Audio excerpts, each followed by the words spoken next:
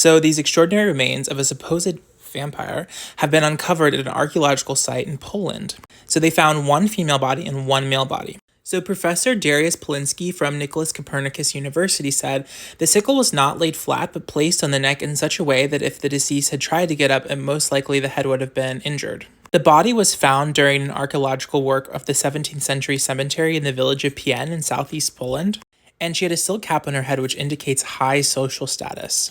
It's so crazy that, like, back then, like, if you had anything that was different about you, people would just be like, it's a witch, it's a vampire! So Professor Polinsky explained that the padlock thing on the toe on the skeleton's left foot, like, symbolized the closing of the stage of the impossibility of returning. Very weird and random.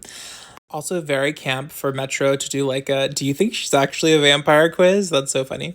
Newsflash, she wasn't. So, Dr. Leslie Garica said, people of the post-medieval period did not understand how disease was spread, and rather than a specific explanation for these epidemics, cholera, and the deaths that resulted, they were often, like, explained by supernatural events, people saying they were witches, they were vampires, because this is what happens, right? Like, humans, like, something that, like, humans can't understand happens to them, and so they're like, it must be mystical, it must be something beyond my comprehension.